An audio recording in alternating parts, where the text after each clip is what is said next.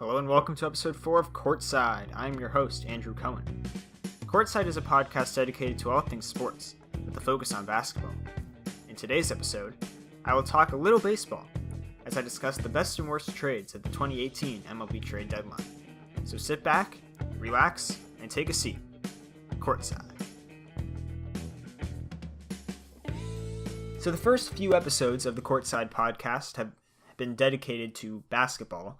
However, it's the beginning of August, so the news is a little hard to come by in and around the NBA.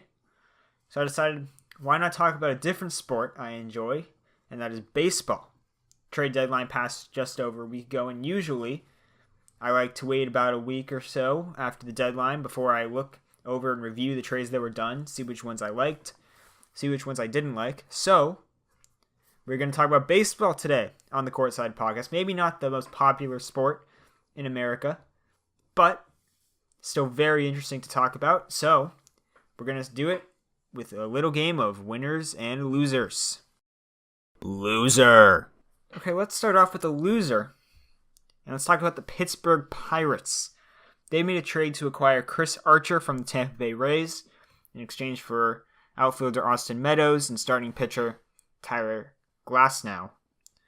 And when I first saw this trade, I thought, this is a great move for the Pirates. They're in the pennant race. Chris Archer's under control until about, I think, 2021.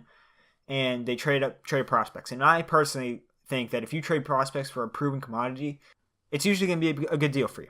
However, here's my problem with this trade, and it's that I think the Pirates gave up maybe too much. Chris Archer is seen as one of the best young pitchers in the league. Now, he's already about 28 years old, so I'm not sure how young you can consider him anymore. But 2013 had a 3.22 ERA, 2014 3.33, 2015 3.23. One of the elite pitchers in the game at that point, came in 5th in Cy Young voting, was an all-star in 2015. But listen to this. 2016 he had a 4.02 ERA, 2017 4.07, and 2018, before being traded to the Pirates with Tampa this year, 4.31. Now he's an innings eater. He's on the right side of 30, and he's been a reliable pitcher in the past. Gets a ton of strikeouts as well. But you traded the 17th best prospect from 2017 in Austin Meadows, as well as the 8th best prospect from 2016 in Tyler Glasnow, for a guy who over the past 3 years has about a 4 ERA. That doesn't make much sense to me, especially when you consider Glasnow is also a guy that gets a ton of strikeouts, maybe a bit high on the ERA in his time in the majors. But, you look at a couple years in the future, he could be what Chris Archer is now, right? At his best is started with his ERA down near the 3s. At his worst, it's around the 4. Here's another interesting stat about this season for Chris Archer. He's only gone more than 6 innings 3 times this season for Tampa Bay, and he's pitched around 100 pitches every time. Now, yeah, I get it. In this year, in this era of baseball, you don't need your starting pitcher to go 7-8 innings. You can expect them only to go 6. But you traded supposedly for the ace of your pitching staff for the Pirates, and he's going to give you 6 innings out every time. If you look at the other teams that are going to make the postseason this year, just across the majors, the Red Sox have Chris Sale. He goes deep into games. Astros have Verlander. He goes deep. Yankees have Severino. He goes deep. Indians have Kluber. He goes deep. On and on and on.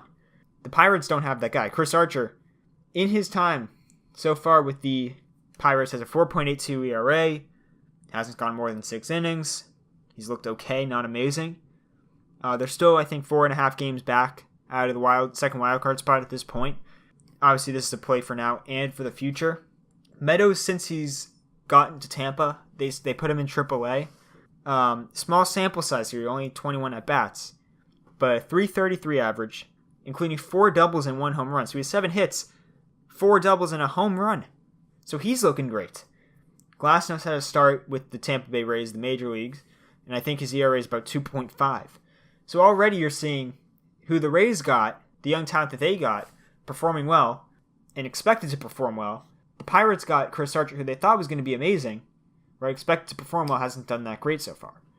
So, obviously, again, it's a short time after this trade has happened, but just looking at the track record over the past couple years for Chris Archer, Sure, he gives you 200 innings. He stays healthy, but he's a 4 ERA over the past few years. That's not a top of the rotation pitcher. That's a 5 start on a really good staff.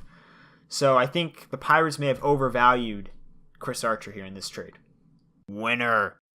Okay, so our first winner is the Milwaukee Brewers, who traded for both Jonathan Schoop and Mike Moustakas to shore up their infield. And again, you trade prospects for a proven commodity in the MLB, especially when you're a winning ball club now and you have a chance to make it far in the postseason, like the Brewers do. It's a great trade. They put Moustakas at third. They're hoping to move Schoop to short. They had already moved Travis Shaw to second once they got Moustakas.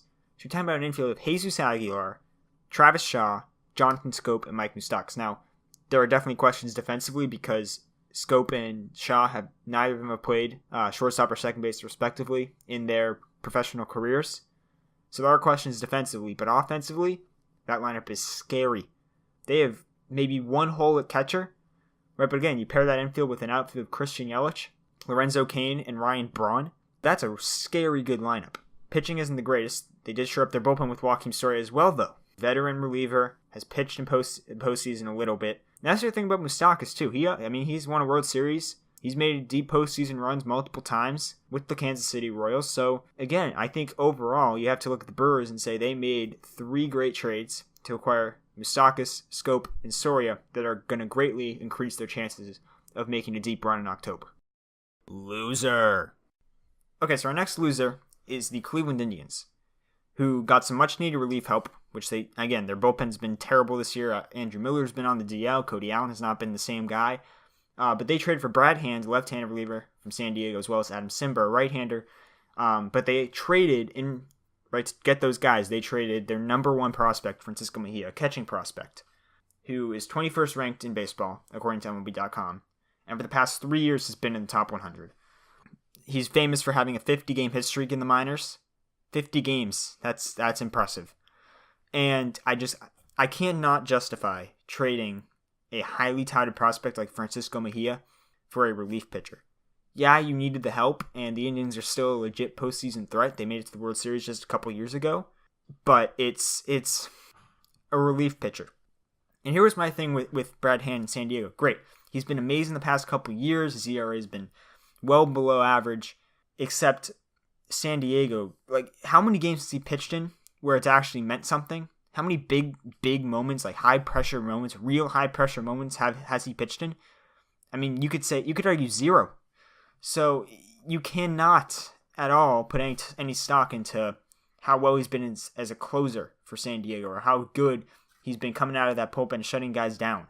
You come to Cleveland, every game means something now because you're in the postseason, right? Or you're in the pennant race. You're trying to win the division. And then once you're in the postseason, Brad Hand's he's expected to be their second best reliever after Andrew Miller. I'm not sure if he's up for that role, and he's pitched fine since coming over to Cleveland. But again, think about what you gave up. You gave up the future catcher of your team, which is a position, by the way, which they desperately need some offensive production from. For the past few years, they just have not gotten any production from that position. So listen, I think it was a good move to go and get somebody else to help in the bullpen. I just don't think you needed to trade the number 1 prospect in your organization to do it. Right? I mean, to me, it makes way more sense to trade a starting pitching prospect. Right? You have Kluber, you have Carrasco, you have Salazar. So every time, but win now and still be good for the future, that probably would have been the better move. But to me, there's very few relievers that are worth the number 1 prospect in your organization. Like Craig Kimbrell did not go for the number 1 prospect in the Red Sox organization. I think at the time, Manuel Margot, who the Red Sox traded for him, was I think 3rd or 4th in the organization. Right? Maybe he was higher rated than Mejia. I don't remember. But still, you trade the number 1 prospect in your organization for a relief pitcher. There's no way you can justify that. Winner.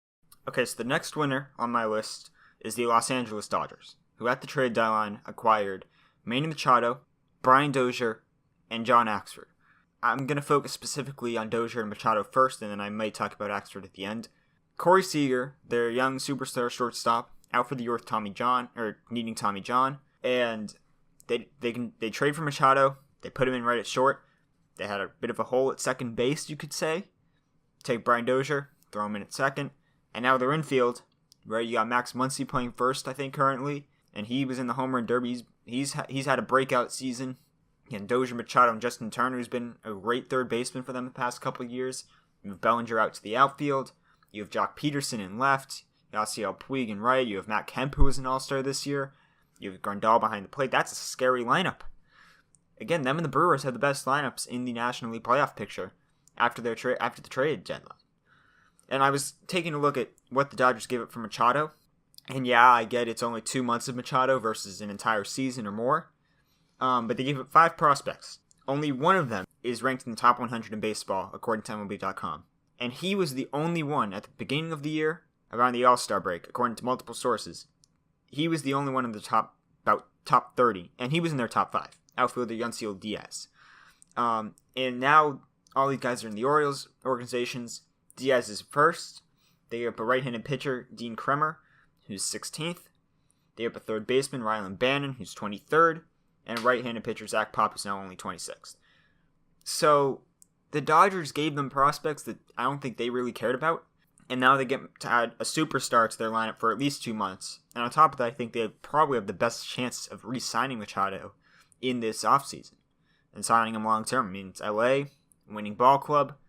Right, he can play shortstop. I think they will do everything in their power to make him play shortstop instead of having Seager there. They can move Seager to second. And Dozier, again, he's a good veteran. Great veteran. He was kind of the leader of that Twins team, I feel like. One of their best players. One of the leaders in that clubhouse. And you just added 2 All-Stars to your lineup in the span of a couple weeks. That's impressive. And I think we could look back on this in October, and these 2 trades in October, and say, yeah, this is what threw the Dodgers over the top. And on top of that, they had John Axford, who's been, he's just a couple of years removed from being an amazing closer for the Milwaukee Brewers. He's had a couple down seasons, but especially now with the news Kenley Jansen's going to be out for about a month with an irregular heartbeat.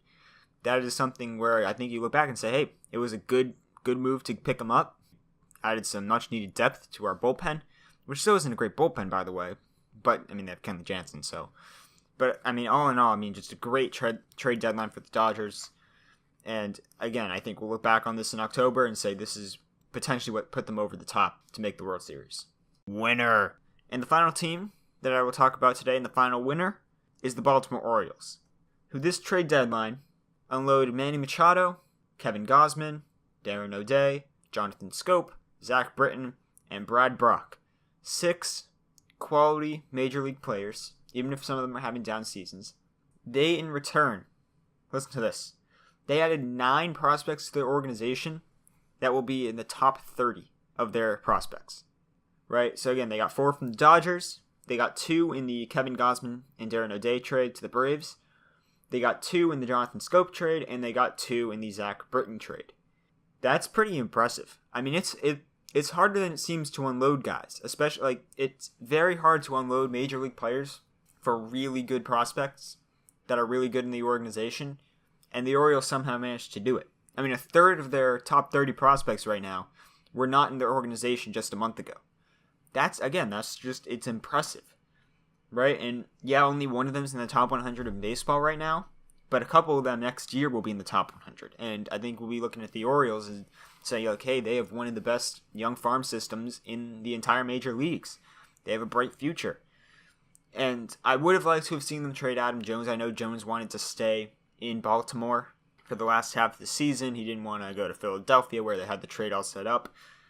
That is what it is. But imagine if they made that trade. I'm sure they would have gotten another amazing prospect from the Phillies organization, which has some good young players. So, and on top of this, you get what? You got 5 pitchers, right? A bunch of third basemen, right? Some infielders, so a catcher. So again, will any of these guys turn into anything? Who knows? But the potential is there, and if they don't turn into anything, it's not the Orioles' fault. Wow, 9 players added to the top 30 in their organization. Again, it's absolutely impressive. Including the number one prospect in their organization, Yunsiel Diaz, they traded Manny Machado for. So again, I find it really impressive that the Orioles were able to get so much for, even Kevin Gausman and Darren O'Day. Gausman's okay. O'Day is a good reliever at this point, right? He's not as good as he used to be. Right, he's getting up there in age, and they got 2 guys in the top 30 for him. Jonathan Scope is having a down year. Right, they got the 7th best prospect in the organization as well as the 14th. And for Zach Britton, they got Dylan Tate from the Yankees, who was one of their highly touted prospects. So, I mean, overall, just an amazing trade deadline for the Orioles.